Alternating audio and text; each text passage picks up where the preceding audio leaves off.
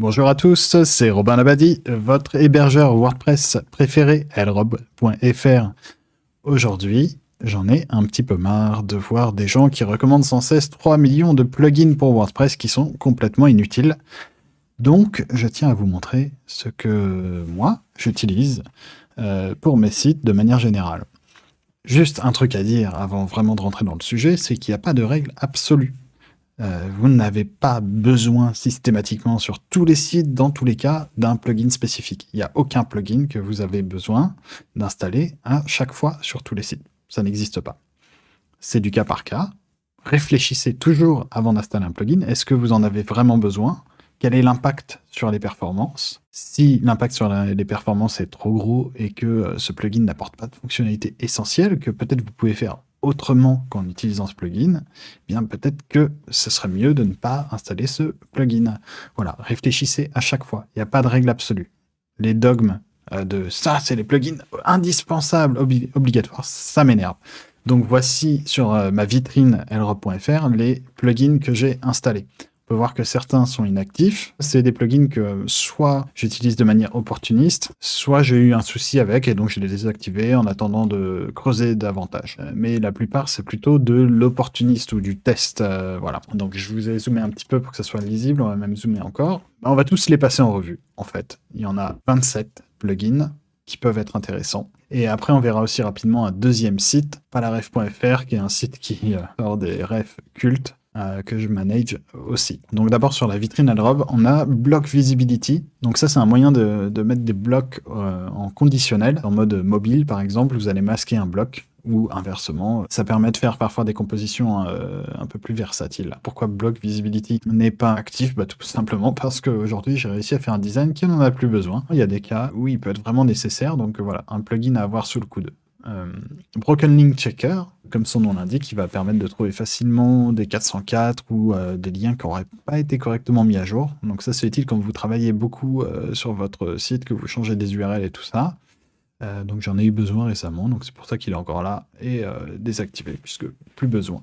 Command Blacklist Updater, donc ça c'est quand vous avez des soucis de spam. En l'occurrence, même avec des captchas, il se peut parfois que des spammers envoie des commentaires sur le site. Donc ça permet de rajouter plein de règles de blacklist qui évitent un grand nombre de spams out of the box.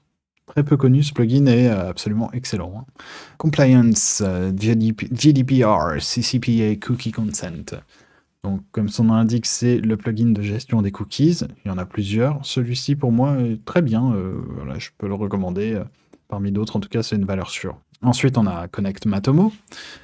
Connect Matomo, c'est quoi? C'est un outil de statistique. Celui-ci nécessite d'avoir votre propre instance Matomo. Donc, je peux la fournir si vous êtes hébergé chez lrob. En tout cas, c'est un plugin donc, de statistique indépendant qui a un beaucoup plus grand respect de la vie privée de vos visiteurs. Et donc, pour cette raison-là, je le recommande. Ensuite, qu'est-ce qu'on a? Disable Thumbnail, Threshold and Image Options. Donc ça, c'est assez peu connu, mais en ce moment, c'est pas mal nécessaire. Ça va permettre de désactiver certaines tailles de miniatures lorsque ça cause des problèmes. Et en l'occurrence, une taille de miniature ajoutée par un autre plugin faisait que, dans certains cas, une image en très faible résolution s'affichait pour les images mises en avant, ce qui était du coup assez gênant. Et donc, grâce à ce module, j'ai pu résoudre le problème. Ce module plus un autre qu'on va voir après. EasyWP SMTP, donc ça c'est pour tout site qui envoie des mails. Il est conseillé de ne pas faire envoyer les mails directement par le site web via PHP, ce qui est le réglage par défaut, mais de faire une vraie connexion SMTP à un serveur de mail, ce qui améliorera la délivrabilité de vos emails. Généralement, je configure SMTP sur les sites. Ensuite, FSE, Theme Design, Import, Export, Template, etc. Ça, c'est un plugin que je teste en ce moment. Ça permet d'exporter un thème, puis de le réimporter dans un autre site. Je ne peux pas trop en parler pour le moment, puisque je l'ai assez peu testé, mais ça mérite un petit peu plus d'attention. HCAPTCHA for WordPress. Donc HCAPTCHA, un système de CAPTCHA, donc anti-robot, comme Google reCAPTCHA, mais en version plus indépendant et donc plus respectueux de la vie privée des utilisateurs, là encore. Insert PHP Code Snippet. Ce plugin-là, il permet de faire des petits bouts de code PHP qu'on vient insérer sur mon site. Ils servent à 2 endroits. Ici, on a la date courante qui est générée via ce plugin. Et puis sur la page de mon CV, on a ma date de naissance qui est calculée. Voilà, c'est vraiment juste pour ça que j'ai utilisé les snippets. Il y a d'autres moyens, en l'occurrence, dans mon cas, pour cette utilisation très simpliste. C'est la meilleure solution que j'ai trouvée. Ensuite, on a un plugin de newsletter. Quand vous avez besoin de faire des mails groupés, c'est très intéressant. Donc pour ma part, ça me sert à envoyer des informations clients. Lorsqu'il y a des news importantes qui concernent plusieurs clients, eh bien je fais une newsletter qui ressemble à quelque chose et qui envoie cette information. J'en fais très rarement, mais c'est vraiment un excellent plugin qui rivalise avec d'autres solutions et qui permet d'utiliser vos serveurs de mail existants en mettant une limite d'envoi horaire, etc. C'est très très bien fait. Donc je ne peux que recommander ce plugin qui, voilà, même en version gratuite, répond à la vaste majorité des usages. Optimize Database After Deleting Revisions. Donc ça, j'ai fait un petit nettoyage de DB récemment et donc j'ai utilisé ce plugin que je peux désormais désactiver d'ailleurs. Voilà, on n'en a plus besoin. On a ensuite Query Monitor. Query Monitor, donc on va l'activer pour la démo. Ça rajoute ceci. C'est des infos sur les erreurs qui peuvent avoir lieu sur votre site. Donc des erreurs qui ne se voient pas forcément, qui sont même parfois pas affichées dans les logs du serveur. Donc ça permet de détecter, de voir aussi les temps de réponse, les temps de requête MySQL et tout. Un excellent outil de debugging, je ne peux que le conseiller. Ensuite, un plugin de SEO, on en était là, RankMath SEO. C'est un concurrent de Yoast SEO. Personnellement, je préfère RankMath. On va éternuer. Voilà, qui est fait. Je disais donc RankMath SEO, qui est un concurrent de Yoast SEO. Il a un gros avantage à mon sens, c'est qu'il gère beaucoup mieux les images de miniatures. Je préfère l'interface de configuration, d'administration. Il est moins intrusif, je trouve. Et il a quelques fonctionnalités sympas, du genre les breadcrumbs de fil d'Ariane, ici par exemple. Ça, Google aime bien, et moi j'aime bien aussi. Puis ça permet aux utilisateurs de revenir plus facilement d'un niveau pour naviguer sur le site. Ensuite, on a Regenerate Thumbnails, donc qui va en complément avec le plugin que j'ai indiqué là-haut, qui désactive certaines tailles de miniatures, Disable Thumbnails Threshold and Image Options, donc qui permet de refaire les miniatures en fonction des réglages de miniatures disponibles, en fonction de votre thème et des extensions installées. En gros, avec l'autre plugin, on voit toutes les tailles d'images disponibles, et avec ce plugin-là, on régénère les images, cette taille. Donc c'est un essentiel, il est très très connu ce plugin. Il va servir voilà, quand vous avez des problèmes de résolution, après un changement de thème, etc. C'est important de systématiquement régénérer vos miniatures. Simple Local Avatars, il permet en fait, au lieu d'utiliser Gravatar pour afficher votre avatar, de définir un avatar à votre utilisateur, tout bêtement, donc un plugin très simple. Site Reviews, ça permet de mettre des avis sur une page de votre site. Les utilisateurs peuvent envoyer des reviews. Donc je l'utilise sur une page d'un produit qui à l'époque n'était pas sur le shop. C'est pas indispensable, il est fort probable à terme que je déplace cette fonction sur le shop. Mais c'est un petit plugin sympa que j'ai trouvé qui fonctionne très bien. Social Sharing Block, donc ça c'est un truc qui n'est pas du tout disponible en natif sur WordPress, donc qui permet de faire un bouton de partage sur les réseaux sociaux. Donc partager un article sur Facebook ou autre. Si on va sur mon blog, on prend cet article par exemple, on va tout en bas, on peut repartager ce post sur les différents réseaux sociaux. Donc ça, c'est ce plugin qui permet ça.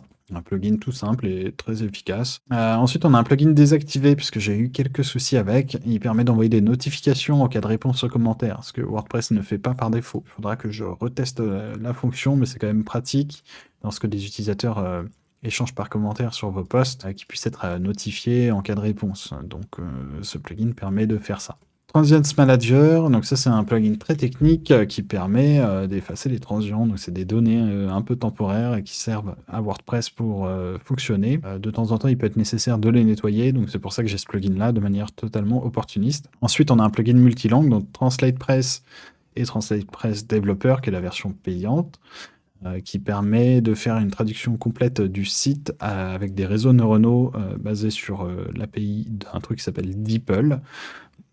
Ça traduit aussi les URL et c'est un outil qui est vraiment fort et puissant. J'aime beaucoup cet éditeur, donc voilà, c'est un plugin multilangue parmi d'autres. En général, les plugins multilangues ont une logique très très différente. Et il s'avère que moi, la logique qui m'a plu, qui m'a parlé, c'est plutôt celle de TranslatePress qu'une autre. Là-dessus, il n'y a pas de dogme. Si vous préférez d'autres plugins multilingues, eh bien allez-y. Voilà. Si vous n'avez jamais testé TranslatePress cependant, ou alors que vous n'avez jamais trouvé de plugin multilingue qui vous plaisait vraiment, bah, ça peut être l'occasion de tester celui-ci, vous aurez peut-être la même sensibilité que moi. Ensuite, on a Update URL. Donc ça, c'est un plugin qui a changé de nom. Avant, il s'appelait Velvet Blues Update URL. Et il permet, donc, comme son nom l'indique, d'aller chercher dans la base de données toutes les URL données et de remplacer avec la nouvelle. Donc, vous mettez l'ancienne URL, la nouvelle, et donc ça met tout à jour. Ce qui peut être pratique si vous changez l'URL d'une de vos pages pour être sûr que tous les liens se mettent à jour. Vous pouvez utiliser cet outil. C'est aussi utile quand vous passez par exemple un site de dev vers une prod. Donc là, si j'étais sur dev.eldrop.fr et que je voulais passer sur www.eldrop.fr, bah, vous avez compris, je change l'URL dev vers 3w et je mets à jour ça dans toute la base de données d'un seul coup. Donc vraiment essentiel. Ensuite, on a le réglage de cache, donc W3 Total Cache. Ça, c'est ma manière de fonctionner. Donc, il y a plein de caches qui existent. J'en ai essayé plein et tout. En termes de fonctionnalité et de réglage, en fait, W3 Total Cache reste celui qui me convainc le plus actuellement. Il est aussi capable d'utiliser Redis, donc c'est un cache en RAM serveur, ce qui a l'avantage d'être généralement plus rapide que les accès fichiers, mais surtout d'éviter d'écrire des centaines ou des milliers de fichiers dans votre site qui sont des fichiers de cache. Ce qui complexifie après les tâches de maintenance. Si vous avez besoin de copier votre site en sortie ou en entrant ou machin pour passer sur une pré-prod ou quoi, ça vous évite de copier des milliers de fichiers temporaires. Donc moi j'apprécie beaucoup d'avoir ce cache totalement en RAM serveur, mais vous avez aussi plein de réglages. Vous pouvez activer le lazy load sur les images. Vous pouvez choisir différents types de minification, de concaténation, etc. pour le CSS, pour le JS, avec du défaire, avec plein de petites choses, etc. WP Statistics, c'est un plugin donc de statistiques, comme son nom l'indique, de visite, qui est local au site, donc c'est RGPD friendly. Vous n'envoyez pas vos données à Google ou quoi. Personne, à part vous, connaît les stats de visite et qui a visité à quelle heure, à quel périphérique. Donc c'est intéressant. Pendant un moment, j'utilisais ce plugin en complément avec Matomo pour justement voir s'il y avait des écarts. Et il s'avère que en fait, Matomo est très fiable, donc pour l'instant, j'ai désactivé ce plugin. Je le laisse encore quelques temps, mais il va certainement bientôt être désinstallé. Si vous n'avez pas de Matomo à disposition, WP Statistics fera un bon travail. À noter par contre qu'il stocke beaucoup de data en base de données, et donc ça peut alourdir votre base de données. Donc pensez à éventuellement nettoyer les anciennes statistiques, à changer la date de rétention, les réglages. Ça vous permettra de gagner un petit peu d'espace côté hébergement. Ensuite, on a quoi? WP Forms Lite. Donc ça, c'est un formulaire de contact. Donc il y en a deux que j'utilise en général. WP Forms, en version gratuite donc, ou Contact Form 7. Avec ces deux plugins, en général, on arrive à faire à peu près ce qu'on veut. WP Forms a l'intérêt d'avoir une apparence un petit peu plus léchée par défaut que Contact Form 7. Et puis enfin, on a WP Master Toolkit, qui est un gros plugin tout en un. Ça nécessiterait carrément une vidéo complète pour en parler. Ici, on a quelques réglages, voilà, masquer la version de WordPress, mettre un cap au nombre de révisions, désactiver les emojis. En gros, le but, c'est, moi, je l'utilise pour alléger un petit peu WordPress. Au lieu d'utiliser 14 plugins, eh bien, j'ai celui-ci qui fait plein de choses, hein, mais on voit qu'il y a 99 modules disponibles, donc c'est vraiment un plugin de folie. Voilà. Donc à noter que mon back-office est en anglais, j'ai réglé mon utilisateur principal en anglais, puisque pour moi c'est un peu plus clair dans le back-office, donc voilà, mais sinon, sur ces plugins-là, on a des traductions français disponibles. Donc voilà pour la liste des plugins sur ce premier site, et rapidement on va aller voir sur parlaref.fr, donc qui est un site vraiment fun, hein, avec que des refs marrantes. N'hésitez pas à aller faire un petit tour, ça sera rigolo. Donc voyons les extensions. Donc ça, c'est un site sur lequel il y a un forum. Donc on a un BBPress et un BBPress Style Pack pour customiser un petit peu l'apparence de BBPress. On a toujours Connect Matomo, on a toujours le plugin SMTP.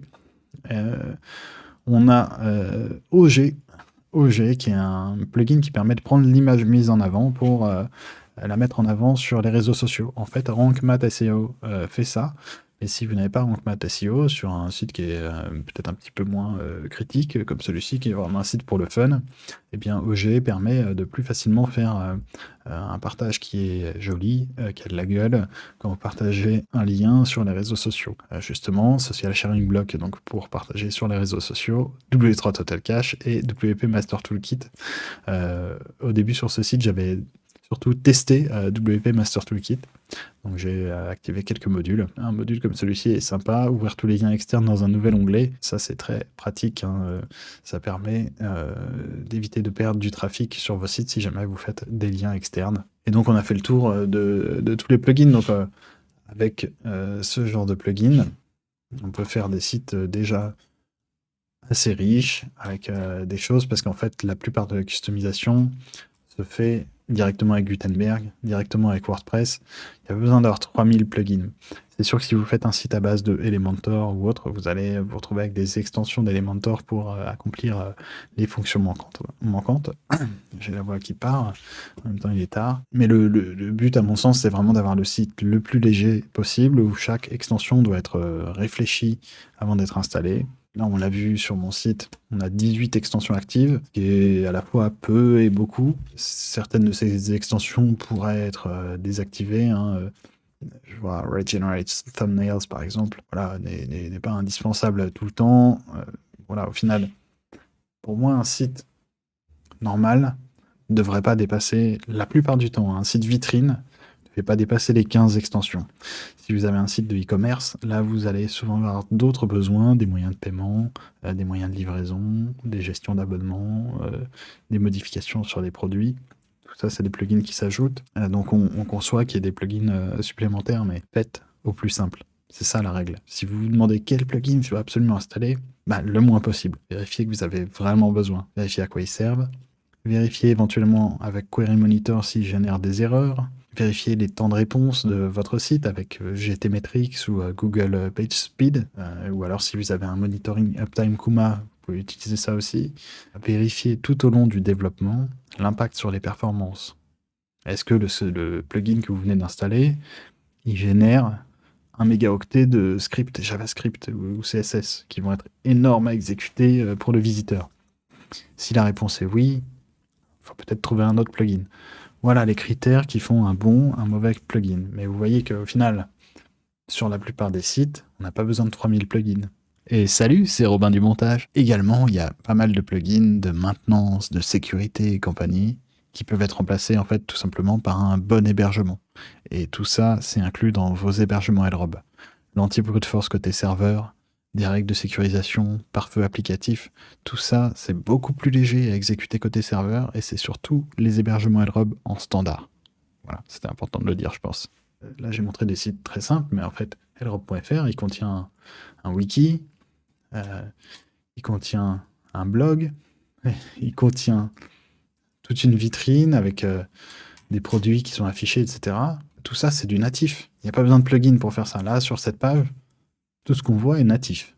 Donc, cherchez comment vous pouvez faire les choses en natif, plutôt que d'avoir ce réflexe, ce mauvais réflexe, souvent de débutant, de se dire « je vais installer un plugin qui fait ça ». En fait, il y a souvent des moyens beaucoup plus simples de faire ce que vous cherchez à faire. N'ayez pas ce réflexe d'installer tout de suite un plugin. D'abord, cherchez les moyens les plus simples de faire ce que vous voulez faire. Voilà mon conseil ultime sur quels sont les plugins à installer. Maintenant, quel que soit l'état de votre site, que vous ayez 1 ou 50 plugins, il est le bienvenu chez LROB.